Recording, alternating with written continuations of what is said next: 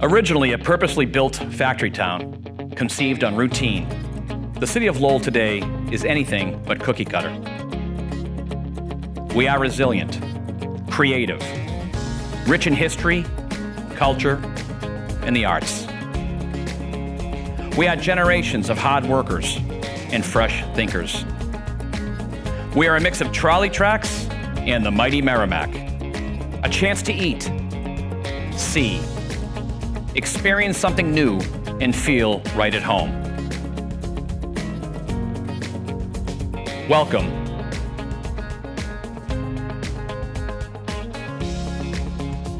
to Lowell, Massachusetts.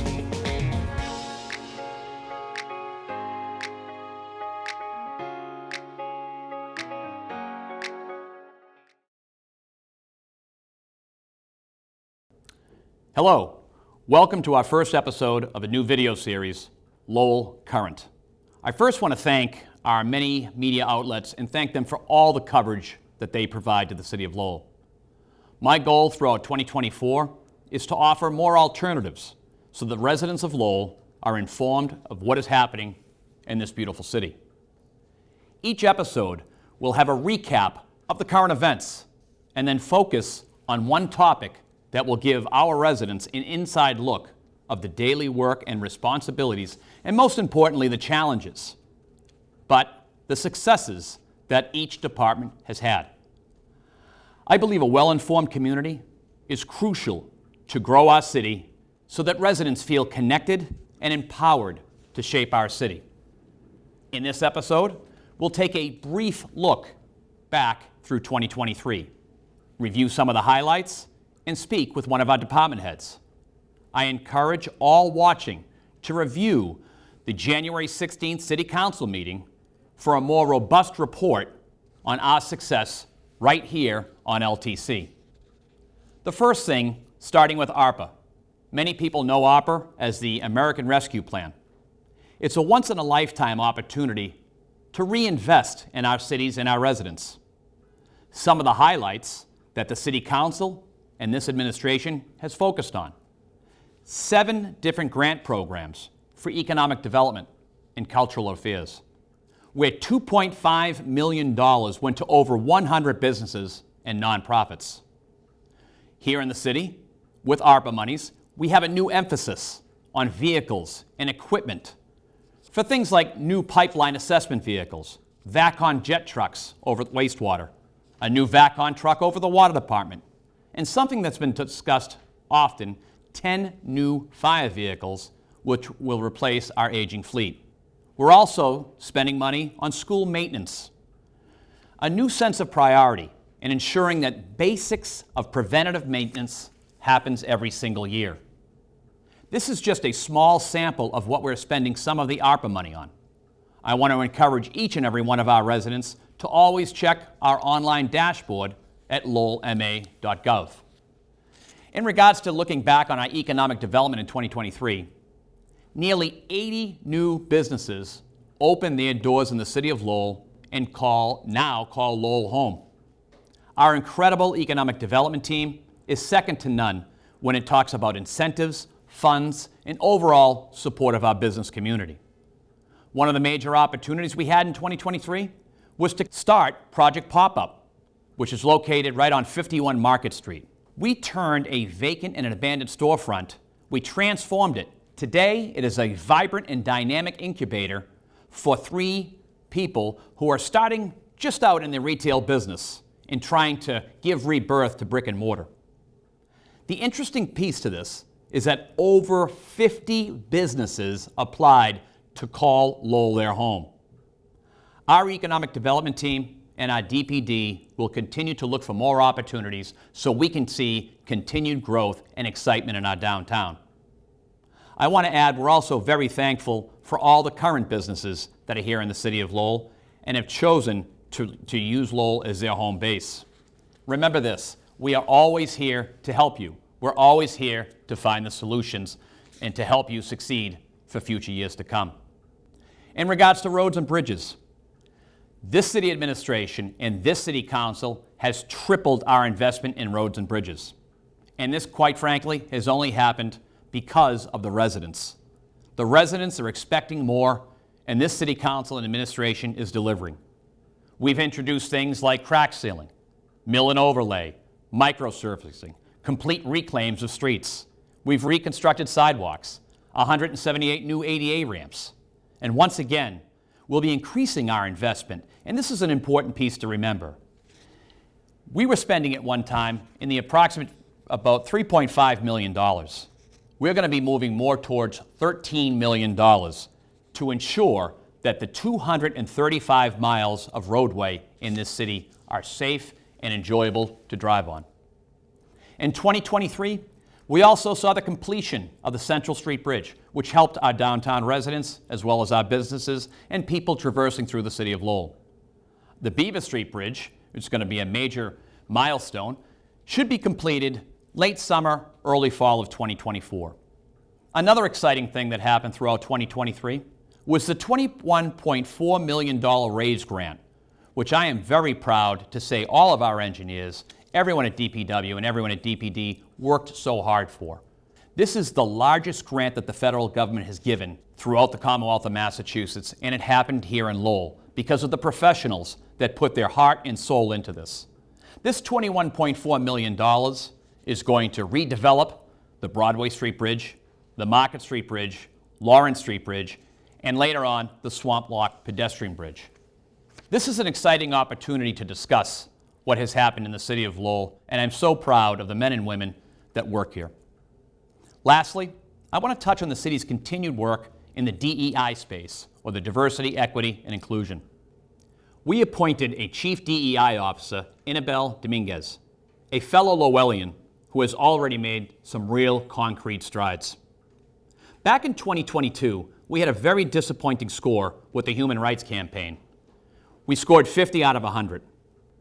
But with Annabelle's help and the help of Melissa DeRoches, we scored 91 out of 100 in our 2023 score. Ladies and gentlemen, this did not happen by accident. This happened because of hard work, making sure that the City of Lowell puts in language that is more inclusive to reduce the barriers of employment and engagement across our city. Also in 2023, we started a brand new inclusivity initiative called Open Lowell. Open Lowell highlights the fact that the City of Lowell is open, warm, and welcoming to all residents and all the new residents that want to call Lowell home. Open Lowell has hosted a number of events and also participated in them throughout the city over the past year. I think you're going to be very excited to see what's going to happen in 2024. And if you want to know more about it, please go to openlowell.com. As you can see, this has just been a brief summary, very brief summary of a very productive year and successful year in 2023. And we are really hard at work coming forward in 2024. Next, I'll introduce you to City Chief Financial Officer Conor Baldwin to discuss more about his experience and some reflection on the year we've had. But before that, let's hear a bit from Viviana Acevedo, chef and owner of Panela, a wonderful Colombian restaurant here in the City of Lowell, about her experience finding her way into cooking and why she's so passionate about bringing Colombian cuisine to the City of Lowell.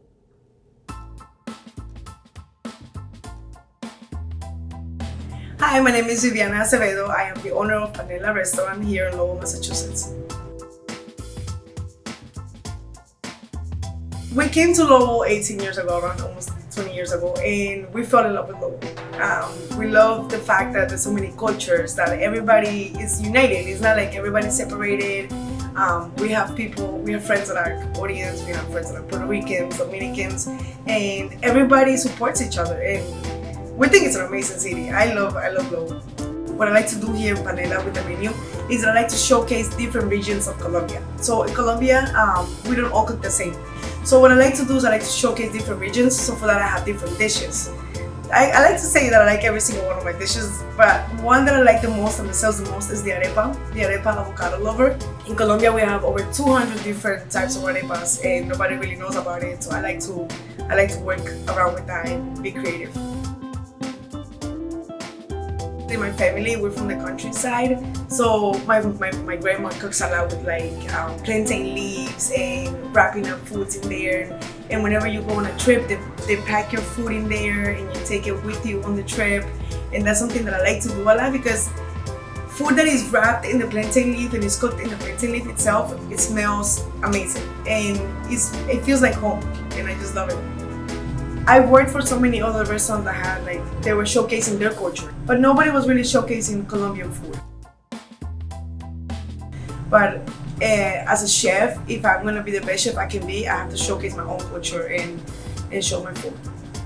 What motivated me to open up my own restaurant was the fact that I wanted to be more creative. I wanted to have the freedom of doing whatever I wanted with my dishes, and I wanted to showcase Colombian gastronomy. The corporations that I worked for, I wasn't allowed to create. I was just more like a clipboard chef, like a manager, instead of what I really wanted to follow with my passion. I'm gonna say the person that inspired me the most would be my dad to become a chef. Because my dad, he was a truck driver for over 40 years, and he came to this country. He started as a dishwasher, and he built his way up all the way to being the best prep cook for corporations. And if he can do it, anybody can do it. And I was like, if I have him right by my side, I'm gonna be the best chef that I can be. I think what I would like people to know about Panela is that a lot of people think that my food is fusion, American Colombian, and it's not.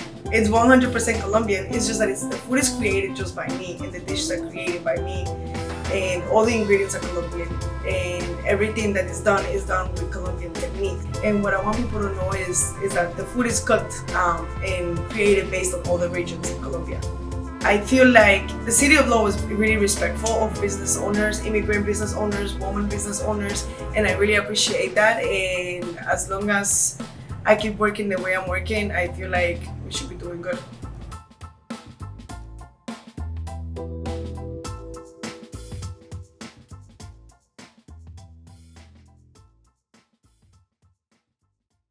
Welcome back to our first episode of Lowell Current. My name is Tom Golden, City Manager, and I'm joined with our CFO, Conor Baldwin. How are you, Conor? Great. Great, excellent. So let's just get right to it. What does a CFO for any municipality do right here in the City of Lowell? So as it relates to the budget, the City of Lowell has a $549.9 million operating budget and a $31 million capital budget for FY 2024.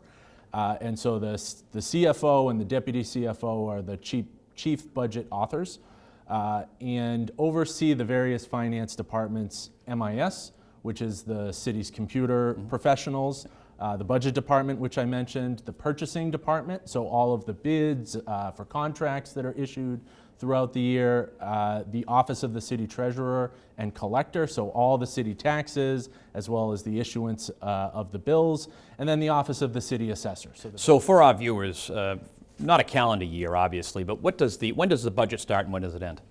The budget is really all year round process, but formally for the budget process starts in earnest in January. Our process mirrors the state budget process. So the governor releases her budget sometime in January, late January.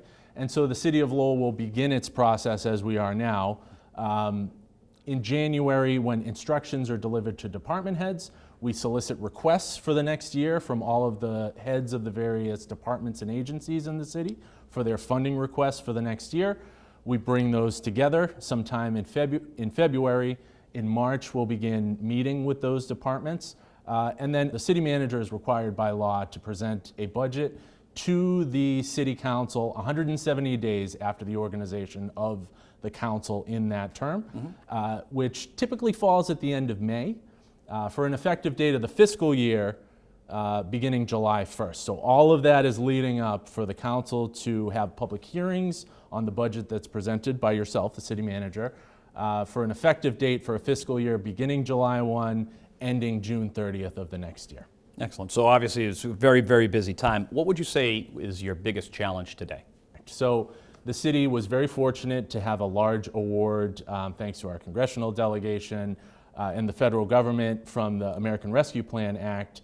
And that's helped us do a lot of things, to recover from the economic crisis from COVID, And trying to plan after that is something that we've been working on very diligently and is one of our major challenges, to keep that going after the money dries up. So we've discussed about growth and growing here in the City of Lowell, and you're a prime example, starting in the HR department, I believe, and then coming up through the finance office and then becoming the CFO. Are there any lessons you think over the past 10 years, I believe, that you've learned over your career that could help people that are watching this that want to enter into anything in the municipal world? You know, people want to believe that the government is doing the right thing or that the municipality is doing the right thing, but they're only able to make that leap of faith if you're accountable and transparent with the finances, with information. And it's okay if it's not all great news, but you need to be honest, you need to be accountable, and you need to be upfront with the information. And so presenting that using communication tools like the budget or through the website is one of the keys to building the public trust. And if you're able to get the public to trust the administration or the finance team, then I think you have a relationship that's built for success. Being a resident and also an employee for a decade plus, what is your favorite thing about the City of Lowell? My favorite thing about the City of Lowell is the people and the community. And you know, being here for the city going on 14 years in June, it's not always, you know, the work is great and I really enjoy the work, but it's those things about Lowell, and anyone who lives in the city will certainly know what I'm talking about, or will understand, yourself included. Mm-hmm. You know, the festivals that we have, the folk festival, the arts and culture, some of the hidden gems like Mill Number 5 or the Western Avenue Studios. I think those are, the best kept secret about Lowell that I wish everybody else would know when they think of Lowell, that they would think of those things, maybe not some of the negatives that I often hear from my friends or colleagues or people I went to school with. And the sense of community and resiliency is really what I think is special about Lowell. Lowell has been able to reinvent itself many times over decades, and I think that's a testament to the public officials and elected officials that have come before us, but I think that's what's really special about Lowell. Well, I want to thank you very much, Mr. Baldwin, for being here, and thank you for your hard work. And I want to thank everybody for watching the first episode of Lowell Current. I appreciate that. And if anybody has any questions, thoughts, or concerns in regards to our budget, and I know that he would appreciate this, see Baldwin at lowellma.gov, or you can also email myself, tomgolden@lowellma.gov. I want to say thank you to all for watching this today, and enjoy. And if you have any comments or any thoughts, please let us know. Enjoy the day, and thank you very much for your time.